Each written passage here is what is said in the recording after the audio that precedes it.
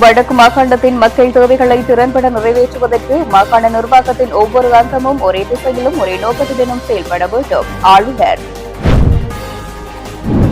காணாமல் போன ஆட்கள் பற்றிய அலுவலகத்தில் மேலும் பதிவுகளை மேற்கொண்டு 50 பேருக்கான பூர்வாங்க விசாரணை.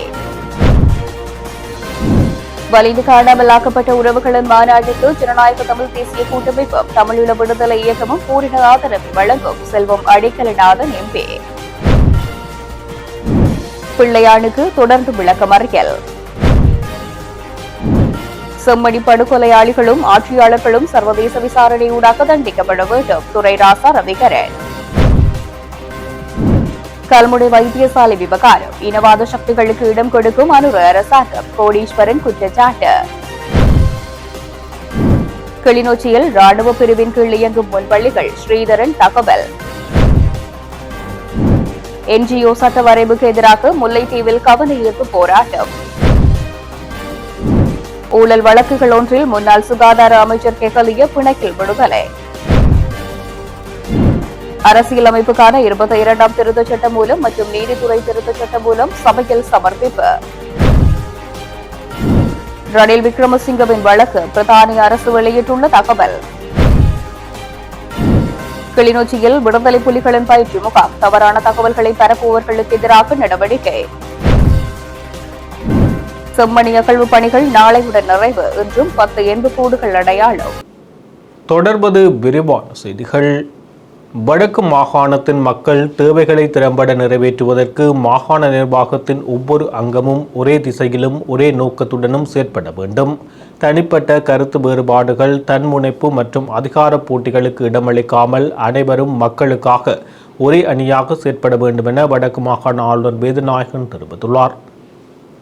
வடக்கு மாகாண சபையின் ஆளடி மற்றும் பயிற்சி பிரிவினரால் ஏற்பாடு செய்யப்பட்ட நிர்வாக சட்டம் தொடர்பான பயிற்சி பட்டறை இன்று செவ்வாய்க்கிழமை கைதடியில் அமைந்துள்ள பேரவைச் செயலகத்தின் மாநாட்டு மண்டபத்தில் நடைபெற்றது. குறித்த இந்த நிகழ்வில் பிரதம விருந்தினராக கலந்து கொண்ட ஆளுநர் வேதநாயகன் உரையாற்றினார். சில நேரங்களில் ஒரு நிறைவேற்று அதிகாரி இந்த முடிவை நான் எடுத்தால் ஏன் தேவையில்லாத பிரச்சனையில் சிக்க வேண்டும் என்று நினைத்து சட்டப்படி எடுக்க வேண்டிய முடிவை அடுத்த நிலை அதிகாரியின் தள்ளிவிடும் நிலை உருவாகிறது. இது நல்ல நிர்வாகம் அல்ல. உங்களிடம் ஒப்படைக்கப்பட்டுள்ள அதிகாரத்தை பயன்படுத்துவதென்று பின்வாங்குவதும் ஒரு நிர்வாக தோல்விதான். சட்டம் வழங்கியுள்ள அதிகாரத்தை தைரியத்துடனும் நியாயத்துடனும் பொறுப்புணர்வுடனும் பயன்படுத்த வேண்டும். அதாவது எனக்கு அதிகாரம் இருக்கிறது என்ற மனநிலையில் இருந்து எனக்கு ஒரு பொறுப்பு ஒப்படைக்கப்பட்டுள்ளது என்ற மனநிலைக்கு நாம் நகர வேண்டும். இந்த மாற்றமே இந்த பயிற்சியின் மைய கருத்தாக இருக்க வேண்டும். எமது வடக்கு மாகாண சபை எதிர்கொண்டு வரும் சில நிர்வாக சவால்களை நீங்கள் அனைவரும் நன்கு அறிவீர்கள். சில நடைமுறை பிழைகள், உரிய அனுமதியின்றி மேற்கொள்ளப்பட்ட நடவடிக்கைகள் அல்லது தேவையான சட்ட மற்றும் நிர்வாக நடைமுறைகள் முழுமையாக பின்பற்றப்படாத சில விடயங்கள் காரணமாக அண்மையில் சில நடவடிக்கைகளை நான் நிறுத்தி வைக்க வேண்டிய சூழ்நிலைகள் ஏற்பட்டன.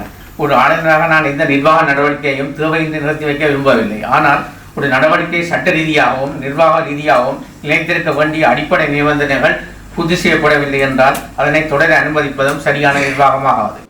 கிளிநொச்சி காணாமல் போன ஆட்கள் பற்றிய அலுவலகத்தில் மேலும் பதிவுகளை மேற்கொண்ட 50 பேருக்கான பூர்வாங்க விசாரணை கிளிநொச்சி மாவட்ட காணாமல் போன ஆட்கள் பற்றிய அலுவலகத்தில் இன்று இடம்பெற்றது.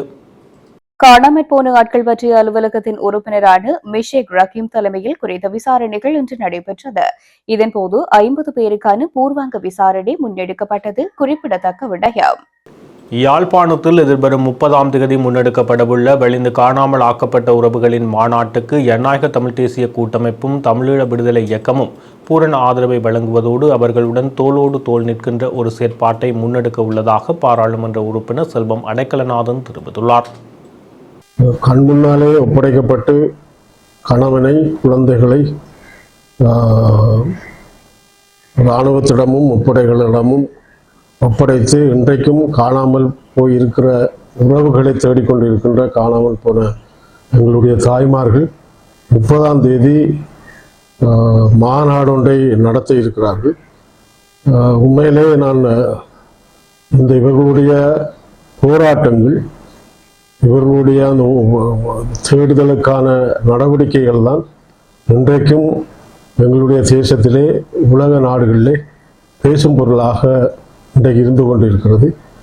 அது ஒன்றுதான் எங்களுடைய தேசத்தின் மீது இன்றைக்கு உலக நாடுகள் தங்களுடைய பார்வையை திருப்புகின்ற ஒரு செயல்பாடாக இருக்கிறது.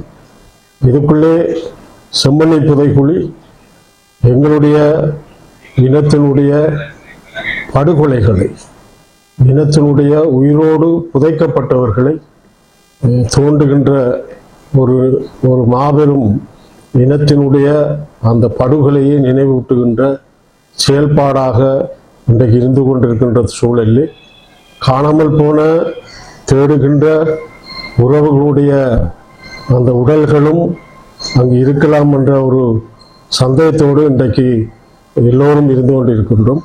அதைவிட பொதுமக்களும் ஏனைய இடங்களிலே கைது செய்யப்பட்டவர்களும் அங்கே புதைக்கப்பட்டிருப்பார்களா?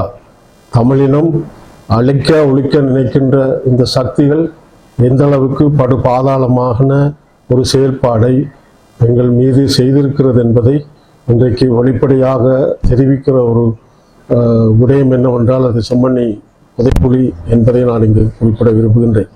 அதன் அடிப்படையிலே காணாமல் போன எங்களுடைய தாய்மார்கள் 30ஆம் தேதி நடைபெறுகின்ற அவர்களுடைய மாநாட்டிற்கு ஜனநாயக தமிழ் தேசிய கூட்டமைப்பும் தமிழீழ விடுதலை இயக்கமும் பூரண ஆதரவை நல்கிறது. பூரண ஆதரவோடு அவர்களோடு தோளோடு தோள் நிற்கின்ற ஒரு செயல்பாட்டை நாங்கள் நிச்சயமாக செய்ய இருக்கிறோம் என்பதை இந்த சந்தர்ப்பத்தில் நான் சொல்லிக்கொள்ள விரும்புகின்றேன். எல்லாருக்கும் வணக்கம். மன்னார் மாவட்டத்தை பொதுவாக வடக்கு மாகாணத்திலே, குறிப்பாக மன்னார் மாவட்டத்திலே எங்களுடைய வன்னி பிரதேசத்திலே பல மக்களையும் மக்களாக நினைக்கின்ற செயல்பாடுகள் இல்லை என்பதை நான் இங்கு குறிப்பிட விரும்புகின்றேன். ஜனாதிபதியும் அரசும் ஒன்றை சொல்லுகிறது, இந்த நிலங்களை விடுவிக்க வேண்டும் என்று. அபிவிருத்தி குழு கூட்டத்திலே நிலங்கள் சம்பந்தமான கருத்துக்களை பார்க்கின்ற போது இறுதியாக வருகின்ற ஒரு விடயம் தொல்லியல் திணைக்களம், வன ஜீவராஜிகள் திணைக்களம், வன திணைக்களம், இந்த மூன்றும் ஒரு அரசாங்கம் மாதிரி செயற்படுவதாக பார்க்கக்கூடியதாக இருக்கிறது. ஜனாதிபதி உத்தரவிட்டாலும் கூட அவர்கள் அதை ஏற்றுக்கொள்ளுகிற ஒரு நிலைப்பாட்டிலே அவர்கள் இல்லை என்பதை நான் இங்கே குறிப்பிட விரும்புகின்றேன். என்னை பொறுத்தவரையிலே இந்த அபிவிருத்தி குழு கூட்டத்திலே நடைபெறுகின்ற நிலம் சம்பந்தமாக, விடுவிப்பு சம்பந்தமாக நடைபெறுகிற கூட்டங்களிலே அது ஒரு மக்களை ஏமாற்றுகின்ற ஒரு செயல்பாடு தான் இருந்து கொண்டிருக்கிறது என்பதை நான் வெளிப்படையாக சொல்லிக் கொள்ள விரும்புகின்றேன். ஏனென்றால் அது ஒரு தீர்வு எட்டாத ஒரு நிலையிலே தான் தொடர்ந்து கொண்டிருக்கிறது. ஆகவே அரசாங்கத்துக்கும் இந்த திணைக்களங்களுக்கும் வேறுபாடுகள் இருக்கிறதா அல்லது ஒன்றாக சேர்ந்து ஏமாற்றுகிறார்களா என்பதை நாங்கள் இனங்கண்டு செயல்பட வேண்டியவர்களாக நாங்கள் இன்றைக்கு இருக்கிறோம். பயங்கரவாத தடுப்பு சட்டத்தின் கீழ் கைது செய்யப்பட்டு மட்டக்களப்பு நீதவான் நீதிமன்றத்தில் கொலை குற்றச்சாட்டின் கீழ் தொடரப்பட்டுள்ள முன்னாள் ராஜாங்க அமைச்சர் சிவனேசதுரை சந்திரகாந்தன் தொடர்பான வழக்கினை மட்டக்களப்பு நீதவான் நீதிமன்றம் எதிர்வரும் செப்டம்பர் 1ஆம் தேதி வரை தொடர்ந்தும் ஒத்திவைத்துள்ளது. மட்டக்களப்பு நீதவான் நீதிமன்ற பதில் நீதிபதி மதுச்சலா கேதீஸ்வரன் முன்னிலையில் நடைபெற்ற விசாரணையின் போது சந்திரகாந்தன் நிகழ்நிலை ஊடாக ஆஜர்படுத்தப்பட்டார். இதன்போது இந்த வழக்கினை ஒத்திவைப்பதாக நீதிபதி அறிவித்தார். 2008ஆம் ஆண்டு மட்டக்களப்பு மாவட்டத்தின் பல்வேறு பகுதிகளில் இடம்பெற்ற 5 கொலை சம்பவங்கள் தொடர்பில் முன்னாள் ராஜாங்க அமைச்சர் சிவனேசதுரை சந்திரகாந்தன் உள்ளிட்ட சந்தேக நபர்களுக்கு எதிராக குற்றப்புலனாய்வு திணைக்களம் வழக்கு தாக்கல் செய்துள்ளது. இவ்வழக்கு கடந்த ஜூன் 15ஆம் தேதி நீதிமன்றில் தாக்கல் செய்யப்பட்டிருந்தது. இவ்வழக்கில் 3வது சந்தேக நபராக பெயரிடப்பட்டுள்ள சந்திரகாந்தன் 5 கொலை சம்பவங்கள் தொடர்பான 3 குற்றச்சாட்டுகள் குறித்த விசாரணைக்கு இன்று நிகழ்நிலை ஊடாக ஆஜர்படுத்தப்பட்டார். வழக்கை பரிசீலித்த நீதிமன்றம் சந்திரகாந்தனை எதிர்வரும் செப்டம்பர் 1ஆம் தேதி வரை தொடர்ந்து விளக்கமறியலில் வைக்க உத்தரவிட்டது. குற்றப்புலனாய்வு திணைக்களத்தின் தகவல்களின்படி 2008ஆம் ஆண்டு T-56 ரக துப்பாக்கிகளை பயன்படுத்தி மேற்கொள்ளப்பட்டதாக கூறப்படும் கொலை சம்பவங்கள் தொடர்பில் விசாரணைகள் முன்னெடுக்கப்பட்டு வருகின்றன.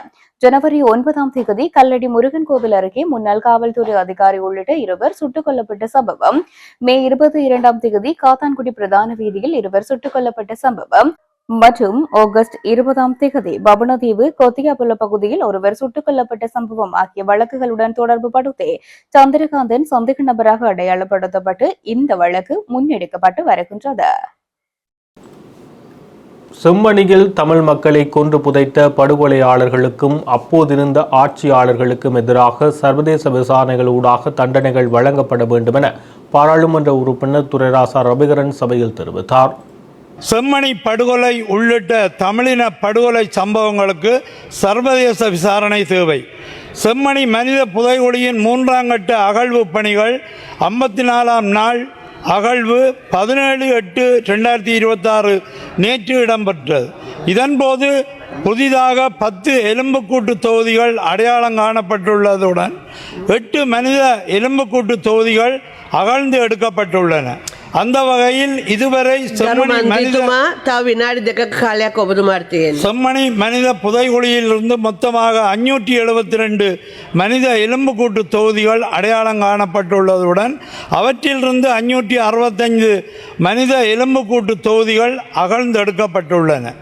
இவ்வாறாக செம்மணியில் தோண்ட தமிழ் மக்களுடைய மனித எலும்புக்கூட்டு தொகுதிகள் வெளிப்பட்டு கொண்டே இருக்கின்றன.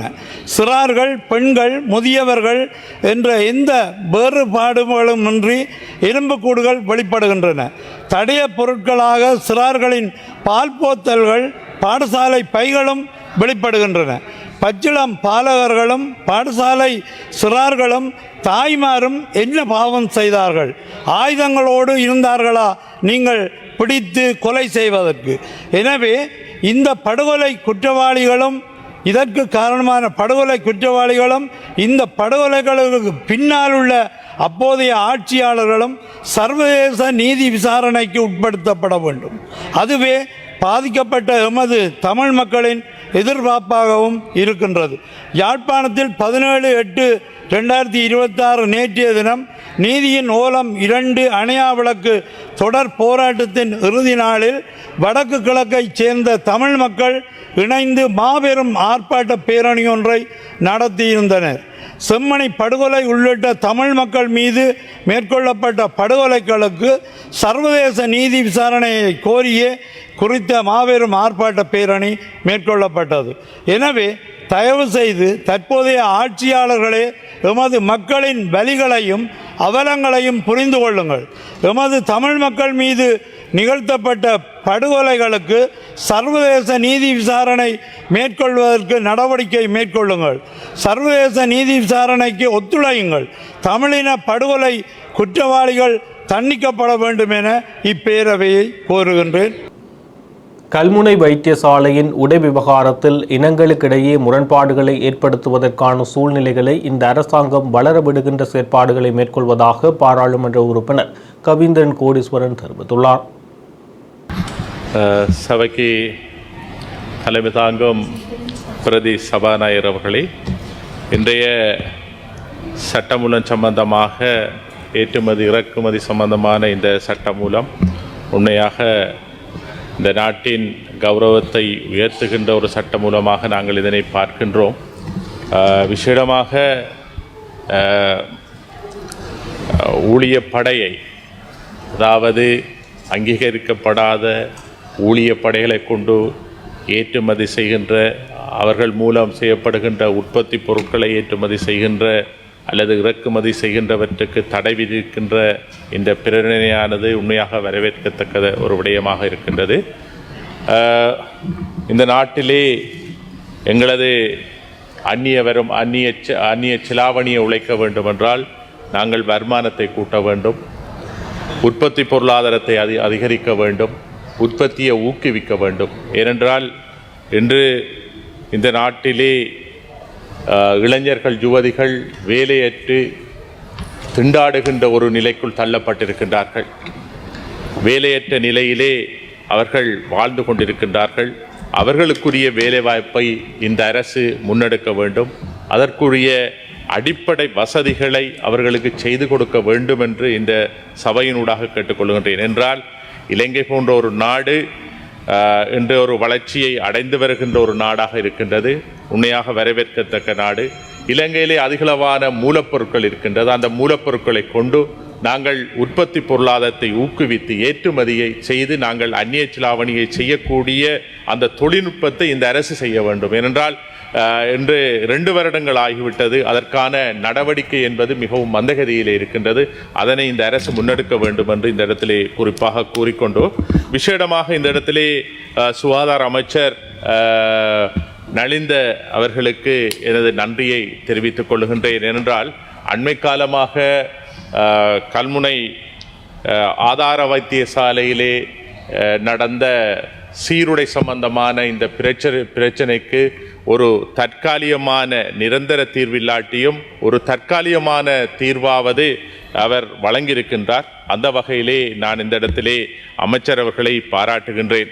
ஏனென்றால் இந்த சீருடை விடயத்திலே ஹபாயா அணிகின்ற விடயத்திலே சில பங்குரோத்து அரசியல்வாதிகள் இந்த நாட்டை பிரிவடைய செய்ய வேண்டும் என்று, இந்த நாட்டின் பொருளாதாரத்தை, இந்த நாட்டின் ஆட்சியை மாற்ற வேண்டும் என்று செயற்படுகின்ற சில பங்குரோத்து அரசியல்வாதிகள் முகநூல் வாயிலாகவும் தங்களது கருத்துக்களை வெளிப்படையாகவும் குறிப்பாக கூறியிருந்தார்கள்.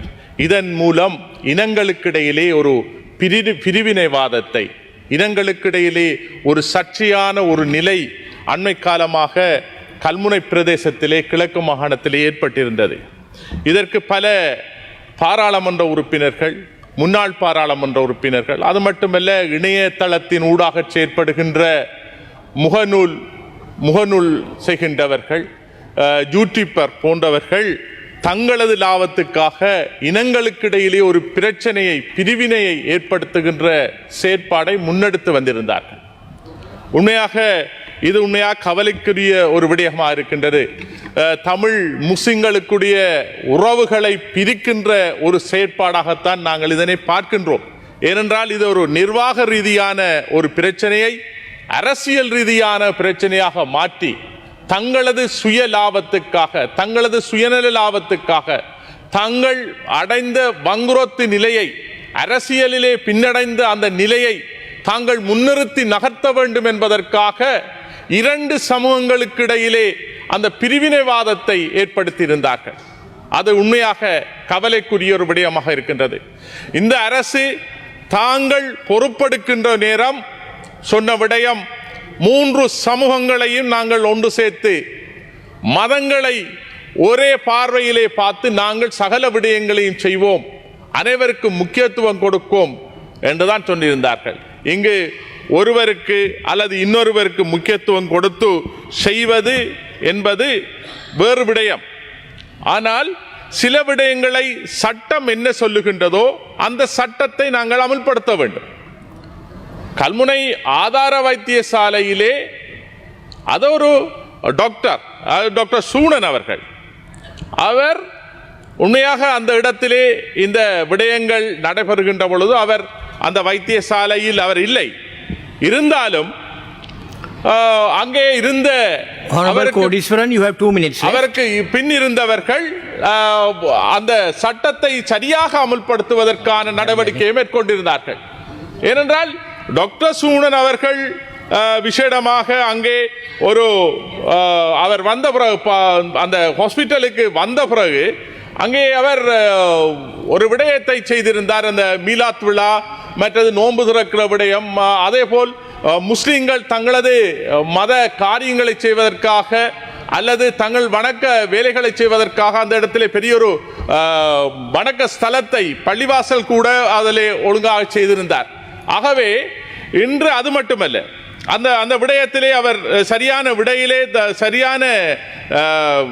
விடயத்தை அவர் கையாண்டிருந்தார். சட்டம் எதை சொல்லுகின்றதோ, சட்டம் யாவருக்கும் சமன், சட்டம் எல்லோருக்கும் சமன், சட்டத்தை அமல்படுத்தப்படுதான் அவர் சொல்லியிருந்தார். அதே போல் அங்கே இருக்கின்ற ஹாஸ்பிட்டல் கமிட்டி தலைவர் சாமுவேல் ராஜன் அவர்கள், சந்திரசேகரன் ராஜன் அவர்களும் சட்டத்தை அமுல்படுத்தும்படிதான் தனது வார்த்தையை சொல்லியிருந்தார். ஏனென்றால் சட்டத்தை விட்டு வேறு விடயங்களை அவர்கள் இனவாதத்தை ஏற்படுத்த வேண்டுமென்றோ அல்லது மதவாதத்தை ஏற்படுத்த வேண்டுமென்றோ அல்லது இரண்டு இனங்களுக்கு இடையிலே ஒரு பிரச்சனையை ஏற்படுத்த வேண்டுமென்றோ அவர்கள் அறிக்க விடவில்லை. அவர்கள் சொன்ன விடயம் என்றால் இலங்கையிலே இருக்கின்ற சட்டம் எதுவோ அதனைத்தான் நடைமுறைப்படுத்த வேண்டும் என்று. விசேடமாக வைத்தியசாலைகளிலே குறிப்பாக தாதியர்கள், ஊழியர்கள், அதாவது சுகாதார உதவியாளர்கள், மிட்வைஃப், PHA போன்றவர்கள், அவர்களுக்கென்று உடை இருக்கின்றது. அதே போல் டாக்டர்ஸ், நிர்வாக நடத்துவர்கள், பார்மசிஸ்ட் போன்றவர்கள் தங்களது உடைகளை அவர்கள் கலாச்சார உடைகளை அணிந்து வர முடியும். அங்கே அவர்களுக்கு எந்தவித தடையும் விதிக்கப்படவில்லை. இதிலே அந்த சுகாதார ஊழியர்கள் ஹபாயா போட்டு வருவதை போட்டு வந்த விடயத்திலே அந்த ஹாஸ்பிட்டல் நிர்வாகம் எடுத்த முடிவு என்பது சட்டத்துக்கு அமைய நடைபெற்ற ஒரு விடயம். கிளிநொச்சி மாவட்டத்தில் இராணுவ சிவில் பிரிவின் கீழ் உள்ள முன்பள்ளிகள் இயங்குகின்ற செயற்பாடுகளுக்கு மாற்றீடாக என்ன நடவடிக்கை மேற்கொள்ளப் போகிறீர்கள் என பிரதமரிடம் சிவஞானம் ஸ்ரீதரன் சபையில் கேள்வி எழுப்பினார். முன்பள்ளிகளுடைய கல்வி, ஃப்ரீ ஸ்கூல் பிள்ளைகளுடைய கல்வி என்பது ஒரு புதிய வரைவு உங்களால் கொண்டு வரப்பட்டு ஆராய்வு செய்யப்படுகிற இந்த நேரம் வடக்கு கிழக்கில் குறிப்பாக கிளிநொச்சி முல்லைத்தீவு மாவட்டங்களில் இப்பொழுதும் சிவில் செக்யூரிட்டி டிவிஷன் என்கிற ஒரு இராணுவ பிரிவுக்கு கீழே இந்த முன்பள்ளிகள் தொடர்ந்து இயங்கிக் கொண்டே இருக்கின்றது. இவற்றுக்கான ஏதாவது மாற்றீடு இருக்கிறதா, அல்லது இந்த சிவில் செக்யூரிட்டி டிவிஷனுக்கு கீழே இருக்கிற ஆசிரியர்களை கல்வி அமைச்சுக்கு கீழே கல்வி திணைக்களத்துக்கு கீழ் கொண்டு வந்து அவர்களுக்கான சம்பளத்தை வழங்கி அந்த கல்வித்துறையை கல்வி அமைச்சுக்கு ஊடாகவே செய்வதற்கான வாய்ப்புகள் ஏதும் உங்களால் முன்னெடுக்கப்பட்டிருக்கிறதா? 2026ஆம் ஆண்டு அரசாங்கம் கொண்டுவரவுள்ள அரசு சார்பற்ற நிறுவனங்களினுடைய பதிவு மற்றும் மேற்பார்வை சட்டவரைவு தற்போதைய வடிவில் நிறைவேற்றப்படக்கூடாது என வலியுறுத்தி முல்லைத்தீவு மாவட்டத்தில் மாவட்ட செயலகம் முன்பாக கவனஈர்ப்பு போராட்டம் ஒன்று முன்னெடுக்கப்பட்டது. நேற்று காலை 10 மணியளவில் முல்லைத்தீவு மாவட்ட சமூக அமைப்புகளின் ஏற்பாட்டில் இந்த கவனஈர்ப்பு போராட்டம் மேற்கொள்ளப்பட்டது. லஞ்ச ஊழல் ஒழிப்பு ஆணைக்குழுவால் தாக்கல் செய்யப்பட்ட ஊழல் வழக்கு ஒன்றில் முன்னாள் அமைச்சர் ஹெகலிய ரம்புக்வெலவை பிணையில் விடுவிக்க கொழும்பு பிரதான நீதவான் நீதிமன்றம் இன்று உத்தரவு பிறப்பித்துள்ளது. லஞ்ச ஊழல் ஆணைக்குழு மற்றும் முன்னாள் அமைச்சரை பிரதிநிதித்துவப்படுத்தும் வழக்கறிஞர்களின் சமர்ப்பிப்புகளை பரிசீலித்த பின்னரே கொழும்பு தலைமை நீதவான் அசங்கு எஸ் போதரகம இந்த உத்தரவை பிறப்பித்துள்ளார். இதற்கிடையில் ரம்புக்வெல்ல சம்பந்தப்பட்ட மற்றொரு வழக்கு தொடர்பான நடவடிக்கைகள் இன்னும் நடந்து வருவதாகவும் தற்போது நீதிமன்றத்தில் சமர்ப்பிப்புகள் சமர்ப்பிக்கப்பட்டு வருவதாகவும் தெரிவிக்கப்பட்டுள்ளது. எதிர்க்கட்சிகளின் கடும் கூச்சல் குழப்பங்களுக்கு மத்தியில் 22வது அரசியலமைப்பு திருத்த சட்டம் மூலம் நீதி மற்றும் தேசிய ஒருமைப்பாட்டு அமைச்சர் கசன நாணயக்காரவினால் இன்று செவ்வாய்க்கிழமை பாராளுமன்றத்தில் சமர்ப்பிக்கப்பட்டது. பாராளுமன்றம் சபாநாயகர் யகத் விக்ரமரத்ன தலைமையில் கூடியது. பிரதான நடவடிக்கைகள் அனைத்தும் முடிவடைந்த பின்னர் அரசியலமைப்பின் 22ஆம் திருத்தச் சட்டமூலத்தை பாராளுமன்றத்துக்கு சமர்ப்பிக்க நீதி அமைச்சர் முற்பட்ட போது எதிர்க்கட்சித் தலைவர் சஜித் பிரேமதாச உள்ளிட்ட எதிர்க்கட்சி உறுப்பினர்கள் அதற்கு எதிராக சபையில் எழுந்து நின்று பதாதைகளை ஏந்தியவாறு கோஷங்களை எழுப்பியவாறும் ஆர்ப்பாட்டத்தில் ஈடுபட்டனர். அரசியலமைப்பின் 22வது திருத்தத்தின் மூலம் உயர்நீதிமன்ற நீதியரசர்களின் ஓய்வு பெறும் வயதை 65 67ஆகவும் மேன்முறையீட்டு நீதிமன்ற நீதியரசர்களின் ஓய்வு பெறும் வயதை 63 65ஆக உயர்த்தும் வகையில் திருத்தத்திற்கான சட்டம் மூலம் அண்மையில் வர்த்தமானியில் வெளியிடப்பட்டது. அதனைத் தொடர்ந்து அந்த சட்டம் மூலத்தை நேற்றைய தினம் நாடாளுமன்றத்தில் சமர்ப்பிக்க நடவடிக்கை எடுக்கப்பட்டிருந்தது. இவ்வேளையில் எதிர்க்கட்சி உறுப்பினர்கள் அதற்கு தமது எதிர்ப்பை வெளியிட்டு ஆர்ப்பாட்டத்தில் ஈடுபட்டனர். இதன்போது அவர்களின் கைகளில் கேலி சித்திரம் ஒன்று அடங்கிய பதாதைகளையும் ஏந்தியிருந்தனர். அதில் ஜனநாயகத்தின் பிரதான 3 தூண்களான நிறைவேற்றுத்துறை, சட்டவாக்கம் மற்றும் நீதித்துறை என 3 தூண்கள் வரையப்பட்டு அதில் நிறைவேற்றுத்துறை, சட்டவாக்கம் ஆகிய 2 தூண்களையும் ஏற்கனவே அரசாங்கம் தங்கள் வசமாக்கியுள்ள நிலையில் இறுதியாக நீதித்துறையையும் அரசாங்கத்தின் பக்கம் எடுத்துக் கொள்ளும் வகையில் ஜனாதிபதி அனுரகுமார திசாநாயக்க பெயிண்ட் வாளி ஒன்றுடன் இருப்பது போலவும் அந்த கேலி சித்திரம் அமைந்திருந்தது. இவ்வாறு எதிர்க்கட்சித் தலைவர் சஜித் பிரேமதாச உள்ளிட்ட ஐக்கிய மக்கள் சக்தி உறுப்பினர்கள், தமிழ் முற்போக்கு கூட்டணியின் தலைவர் மனோ கணேசன், பழனி திகாம்பரம், ஸ்ரீலங்கா முஸ்லிம் காங்கிரஸ் உறுப்பினர்களான உதுமாலிஃபை, அப்துல் வாசித் மற்றும் யாழ் மாவட்ட சுயோட்சிகள் உறுப்பினரான அர்ச்சுனா ராமநாதனும் அந்த பதாதைகளை ஏந்தியிருந்தனர். இதன்போது சபையில் இலங்கை தமிழரசு கட்சி எம்பிக்கள் இருந்தபோதும் அவர்கள் அந்த போராட்டத்தில் கலந்து கொள்ளாமல் அமைதியாக அமர்ந்திருந்தனர். அத்துடன் நாமல் ராஜபக்ஷ உள்ளிட்ட பொதுஜன பெரமுன உறுப்பினர்கள் சபையில் இருக்கவில்லை. இவ்வேளையில் போராட்டத்தில் ஈடுபட்டவர்கள் சபாநாயகரிடம் ஒழுங்கு பிரச்சினைகளை எழுப்பி கோஷங்களை எழுப்பி வந்தனர். இதன்போது எழுந்த சபை முதல்வரான அமைச்சர் பிமல் ரத்நாயக்க, இவர்கள் உண்மையிலேயே இதற்கு எதிரானவர்கள் என்றால் இந்த வாரம் முழுவதும் இதனை பிடித்துக் கொண்டிருக்க வேண்டும் என கூறிவிட்டு சபையில் இருந்து வெளியேறினார். இவ்வாறு எதிர்க்கட்சியினர் 22ஆம் திருத்தத்துக்கு எதிராக கோஷம் எழுப்பிக் கொண்டிருக்கையில் தினப்பணிகளை தொடர்ந்து முன்னெடுத்து செல்வதற்காக சபாபீடத்திற்கு தலைமை தாங்க பிரதி சபாநாயகர் ரெஸ் விசாலிக்கு சபாநாயகர் அழைப்பு விடுத்தார். இதன் பின்னர் எதிர்க்கட்சித் தலைவர் தனது ஒழுங்கு பிரச்சனையை முன்வைத்து கருத்து தெரிவிக்கையில், இன்று நாங்கள் நீதித்துறையின் சுயாதீனத்துக்கு எதிரான தாக்குதல்களுக்கு எதிராக முன்வந்துள்ளோம். இன்றைய நாள் ஜனநாயகத்துக்கு இறுதிச் சடங்கு நடக்கும் நாள் என்றார். இவ்வேளையில் சபை முதல்வருக்கும் எதிர்க்கட்சி உறுப்பினர்களுக்கும் இடையே கடும் வாக்குவாதங்களும் ஏற்பட்டன. இந்நிலையில் தினப்பணிகள் ஆரம்பமானதைத் தொடர்ந்து எதிர்க்கட்சி உறுப்பினர்கள் தமது பதாதைகளை தமது மேசைகளில் தொங்க வைத்து ஆசனங்களில் அமர்ந்து கொண்டனர். தற்போதைய ஜனாதிபதி தலைமையிலான அரசாங்கத்தால் இன்று பாராளுமன்றத்தில் சமர்ப்பிக்கப்பட்ட 22வது அரசியலமைப்பு திருத்தத்தை நீதிமன்றத்தில் சவாலுக்குட்படுத்தும் வகையில் பல தரப்புகள் நீதிமன்றத்தை நாடியுள்ளது.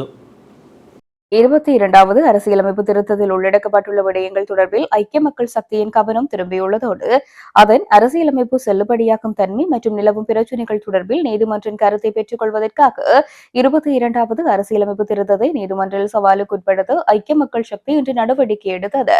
இதற்கமையும் SC SD 31/2026 எனும் இலக்கத்தின் கீழ் ஐக்கிய மக்கள் சக்தியின் இந்த மனு இன்று உயர்நீதிமன்றத்தில் தாக்கல் செய்யப்பட்டது. இதேவேளை அரசியலமைப்பின் முன்மொழியப்பட்ட 22வது திருத்தத்தின் அரசியலமைப்பு செல்லுபடியை எதிர்த்தும் பாராளுமன்றம் இந்த சட்டத்தை நிறைவேற்றினால் அது பொது வாக்கெடுப்பில் ஒப்புதல் பெற வேண்டும் என்றும் தீர்மானிக்க கோரியும் இன்று உச்சநீதிமன்றத்தில் மேலும் 2 மனுக்கள் தாக்கல் செய்யப்பட்டுள்ளன. முன்மொழியப்பட்ட திருத்தம் அரசியலமைப்புக்கு முரணானது என தீர்மானிக்க கோரி சுதந்திர வழக்கறிஞர்கள் அமைப்பு அதன் தலைவர் சட்டத்தரணி மைத்ரி குணரத்ன மூலம் மனுக்களில் ஒன்றை தாக்கல் செய்தது. இதற்கிடையில் முன்னாள் சட்ட பேராசிரியரும் முன்னாள் பாராளுமன்ற உறுப்பினருமான பேராசிரியர் GL பேரிஸ் உச்சநீதிமன்றம் மற்றும் மேன்முறையீட்டு நீதிமன்ற நீதிபதிகளின் ஓய்வு பெறும் வயதை நீடிக்க கோரும் விதியை குறிப்பாக எதிர்த்து உச்சநீதிமன்றத்தில் தனியாக மனு தாக்கல் செய்திருந்தார். ரணில் விக்ரமசிங்க ஜனாதிபதியாக பதவி வகித்த காலப்பகுதியில் அவரது மனைவி பேராசிரியர் மைத்ரி விக்ரமசிங்கவின் பட்டமளிப்பு விழாவில் கலந்து கொள்வதற்காக லண்டன் செல்வதற்கு அரச நிதியை துஷ்பிரயோகம் செய்த குற்றச்சாட்டு தொடர்பான வழக்கு எதிர்வரும் செப்டம்பர் மாதம் 30ஆம் தேதி மீண்டும் விசாரணைக்கு எடுத்துக் கொள்ளப்பட உள்ளதாக தெரிவிக்கப்பட்டுள்ளது. இவ்வாறான நிலையில் பிரித்தானியாவின் அழைப்பின் பேரில் விஜயம் செய்த ராஜதந்திரிகளின் பெயர் பட்டியல் வெளியிட்டுள்ளதனால் வழக்கில் பாரிய திருப்பங்களும் சர்ச்சைகளும் ஏற்படலாம் என தெரிவிக்கப்படுகின்றது. இந்த பின்னணியில் சிவில் சமூக செயற்பாட்டாளர் ஒஷல ஹேரத் தகவல் அறியும் உரிமை சட்டத்தின் கீழ் பிரித்தானியாவில் இதுகுறித்து தகவல்களை கோரியிருந்தார். ஆனால் பிரித்தானியாவின் தகவல் ஆணைக்குழு ஆரம்ப கட்டத்தில் சில எதிர்ப்புகளை தெரிவித்திருந்தது. இருப்பினும் கடந்த 14ஆம் தேதி இது தொடர்பில் ஒஷல ஹேரத்துக்கு பதிலளித்திருந்தது. அந்த பதிலளிப்புடன் பிரித்தானியாவுக்கு அரசாங்க அழைப்பின் பேரில் வருகை தரும் ராஜதந்திரிகளின் தகவல்களான ரணில் விக்ரமசிங்க காலப்பகுதியான 2023 செப்டம்பர் 22, 23 காலாண்டு தகவல்களை பகிரங்கப்படுத்தியுள்ளன. பிரித்தானியாவின் உத்தியோகபூர்வ இணையதளத்தில் இது தொடர்பான முழுமையான விவரங்களும் பிரசுரிக்கப்பட்டுள்ளன. ரணில் விக்ரமசிங்க விஜயம் செய்து 2023 செப்டம்பர் 22, 23 தேதி காலப்பகுதியை உள்ளடக்கியதாக ஒஷல ஹேரத்தின் தகவல் அறிக்கையில் பிரித்தானிய அரசின் அழைப்பின் பேரில் பிரித்தானியாவுக்கு விஜயம் செய்த ராஜதந்திரிகள் யார் என்ற கேள்வி மிக முக்கியமானதாகும். அரசாங்கம் அழைப்பு விடுத்திருந்தால் அந்த அழைப்பை ஏற்று வந்தவர்கள் யார் மற்றும் அவர்களுக்காக அரசாங்கம் எவ்வளவு பணம் செலவிட்டது என்று குறித்தும் கேட்டிருந்தார். இந்த தகவல் அறியும் விண்ணப்பத்தில் மற்றொரு முக்கியமான விடயம் ஒன்று வெளிப்படுத்தப்படுகின்றது. பிரித்தானிய ராஜதந்திர மட்டத்தில் பிரித்தானிய அரசாங்கம் அல்லது அவர்களது கட்டமைப்புக்குள் ஏற்றுக்கொள்ளப்பட்ட 4 வகையான விஜயங்கள் உள்ளன. அதாவது பிரித்தானிய மன்னர் அல்லது அரச குடும்பத்தின் அழைப்பின் பேரில் மேற்கொள்ளப்படுகின்ற விஜயங்கள். அடுத்து பிரித்தானிய நாடாளுமன்றம் அல்லது அரசாங்கத்தின் அழைப்பின் பேரில் மேற்கொள்ளப்படுகின்ற விஜயம். அடுத்து இலங்கையின் ஜனாதிபதி அல்லது அரசியல்வாதி ஒருவர் அந்நாட்டில் உள்ள இலங்கை குடிமக்களையோ மன்றங்களையோ சந்திப்பதற்காக அல்லது தமது வணிக விடயங்கள் மற்றும் தூதரக பணிகளுக்காக செல்லும் தனிப்பட்ட மட்டத்திலான விஜயங்கள். அடுத்து தனிப்பட்ட மருத்துவ சிகிச்சை பெறுவதற்காக அல்லது ஏதேனும் நிறுவனத்தின் விழாக்களுக்காக தனிப்பட்ட முறையில் அழைப்பு பெற்று செல்லுகின்ற விஜயங்கள். அதன் அடிப்படையில் 2023 ஜூலை 9ஆம் தேதி முதல் 2024 டிசம்பர் 4ஆம் தேதி வரையிலான காலப்பகுதியில் பிரித்தானிய அரசின் அழைப்பின் பேரில் அதாவது ஸ்டேட் விசிட் அல்லது கெஸ்ட் ஆஃப் கவர்மெண்ட் விசிட் அரசு அனுசரணையுடன் வருகை தந்த தலைவர்களின் பட்டியலும் அவர்களுக்காக பிரித்தானிய அரசு செலவிட்ட தொகையும் தற்போது பகிரங்கப்படுத்தப்பட்டுள்ளது. இந்த பட்டியலில் ரணில் விக்ரமசிங்கவின் பெயர் குறிப்பிடப்பட்டிருக்கவில்லை என்றும் தெரிவிக்கப்படுகின்றது. கிளிநொச்சியில் விடுதலை புலிகளின் பயிற்சி முகாம் ஒன்று இயங்கி வருவதாக சமூக ஊடகங்களில் பரவி வரும் கூற்றுக்களை அமைச்சரவை பேச்சாளரும் அமைச்சருமான நலிந்த ஜேதிச நிராகரித்துள்ளார். தவறான தகவல்களை பரப்புபவர்கள் மீது நடவடிக்கை எடுக்கப்படும் எனவும் தெரிவித்துள்ளார். அமைச்சரவை கூட்டத்துக்கு பின்னர் நடைபெற்ற ஊடக சந்திப்பின் போதே அவர் இவ்வாறு குறிப்பிட்டுள்ளார். மேலும் தெரிவித்த அவர் கேள்விக்குட்பட்ட அந்த இடம் கிளிநொச்சி மாவட்டம் முக்கன்பன் பகுதியில் உள்ள கண்ணகிபுரத்தில் 1919ஆம் ஆண்டில் வன காப்பகமாக அரசுதலில் வெளியிடப்பட்ட நிலத்தில் அமைந்துள்ளது. அரசு நிலத்தில் சட்டவிரோதமாக சாகுபடி மற்றும் கட்டுமானம் நடைபெற்றதாக கூறப்படுவது தொடர்பான இந்த விவகாரம் பலமுறை நீதிமன்ற தலையீட்டுக்குட்படுத்தப்பட்டுள்ளது. அமைச்சரின் கூற்றுப்படி 2025ஆம் ஆண்டு முதல் அந்த இடத்தில் காடுகளை அழிப்பது மற்றும் அனுமதியற்ற கட்டுமானம் தொடர்பான சம்பவங்கள் வனத்துறை அதிகாரிகளுக்கு தெரிவிக்கப்பட்டுள்ளன. அந்த இடத்தில் கிராமத்தை சேர்ந்தவர்களுக்கு வேலைவாய்ப்பு அளிக்கும் ஆடை உற்பத்தி தொழில் இயங்கும் 3 மாடி கட்டடம் ஒன்றும் கட்டப்பட்டிருந்தது. இந்த ஆண்டு பிப்ரவரி மாதம் கிளிநொச்சி நீதிமன்றம் அந்த நபரை நிலத்தை காலி செய்யுமாறு உத்தரவிட்டிருந்தது. அந்த இடத்தில் நடந்த நடவடிக்கைகள் தொடர்பாக தியாகராச குலதீபன் என அடையாளம் காணப்பட்ட நபர் மீது 7 வழக்குகள் பதிவு செய்யப்பட்டுள்ளது. ஆரம்பத்தில் 10 ஏக்கர் நிலம் சீர் செய்யப்பட்டு பின்னர் கற்றாழை மற்றும் காய்கறிகள் பயிற்சிக்காக 20 ஏக்கராக விரிவுபடுத்தப்பட்டது. இருப்பினும் அந்த உத்தரவு பின்பற்றப்படவில்லை என்றும் கனரக இயந்திரங்களை பயன்படுத்தி மணல் அள்ளுவது உள்ளிட்ட நடவடிக்கைகள் அந்த இடத்தில் தொடர்ந்து நடைபெற்று வருவதாகவும் அவர் குற்றம் சாட்டினார். இந்த விவகாரம் விடுதலை புலிகள் பயிற்சி முகாம் செயல்படுவது தொடர்பானது அல்ல என்றும் மாறாக அரசு சொத்துக்களை சட்டவிரோதமாக ஆக்கிரமித்தல், அனுமதியற்ற கட்டுமானம் மற்றும் மணல் தொடர்பானது என்றும் தெரிவிக்கப்படுகின்றது. இந்த நடவடிக்கைக்கு அப்பகுதி தமிழ் அரசியல்வாதிகளின் ஆதரவு இருந்ததா என செய்தியாளர்கள் எழுப்பிய கேள்விக்கு பதிலளித்த நலிந்த ஜெயதீச, அரசு நிலங்களில் சட்டவிரோத நடவடிக்கைகள் குறித்த இதுபோன்ற குற்றச்சாட்டுகள் நாட்டின் பல்வேறு பகுதிகளிலும் பதிவாகியுள்ளதாகவும் அவற்றை இனவாத கண்ணோட்டத்தில் பார்க்காமல் கூறப்படும் குற்றங்களின் அடிப்படையில் விசாரிக்க வேண்டும் என்றும் வலியுறுத்தினார். செம்மடி மனித புதைக்குழியில் கூட்டாக காணப்பட்ட 3 எண்புக்கூடு தொகுதிகள் மீட்கப்பட்டுள்ள நிலையில் நாளைய தினம் புதன்கிழமை இறுதி நாள் அகழ்வு பணிகள் நடைபெறவுள்ளதாக தெரிவிக்கப்பட்டுள்ளது. செம்மடி மனித புதைக்குழியின் 109வது நாள் அகழ்வு பணிகள் இன்றைய தினம் செவ்வாய்க்கிழமை முன்னெடுக்கப்பட்டன. செம்மணி மனித புதைக்குழியில் 3ஆம் கட்ட அகழ்வு பணிகளை 56 நாட்கள் முன்னெடுக்க நீதிமன்றம் அனுமதி வழங்கிய நிலையில் 55வது நாளான இன்றைய தினம் செவ்வாய்க்கிழமை 10 எண்புக்கூடுகள் புதிதாக அடையாளம் காணப்பட்டுள்ள நிலையில் ஏற்கனவே அடையாளம் காணப்பட்டு 8 எண்புக்கூடுகள் அகழ்ந்து எடுக்கப்பட்டுள்ளது. அதன் அடிப்படையில் செம்மணியில் இதுவரை மேற்கொள்ளப்பட்ட 109 நாள் அகழ்வு பணிகளின் போது 582 எண்புக்கூடுகள் புதிதாக அடையாளம் காணப்பட்டுள்ள நிலையில் ஏற்கனவே அடையாளம் காணப்பட்ட 573 எண்புக்கூடுகள் அகழ்ந்து எடுக்கப்பட்டுள்ளது. அதேவேளை கூட்டாக காணப்பட்ட 3 எண்புக்கூடுகளும் மீட்கப்பட்டுள்ளதுடன் சான்று பொருளாக தாயத்து, நாணயம், சிறு இரும்பு துண்டும் மீட்கப்பட்டுள்ளது. இத்துடன் ஜெஃப்னா கேலரியின் இரவு நேர பிரதான செய்திகள் நிறைவு பெறுகிறது. மேலும் செய்திகளை அறிந்து கொள்ள ஜெஃப்னா கேலரி நியூஸ் என்ற முகப்புத்தக பக்கத்துடனும் www.jeffnagallery.lk என்ற இணையதள பக்கத்துடனும் இணைந்திருங்கள்.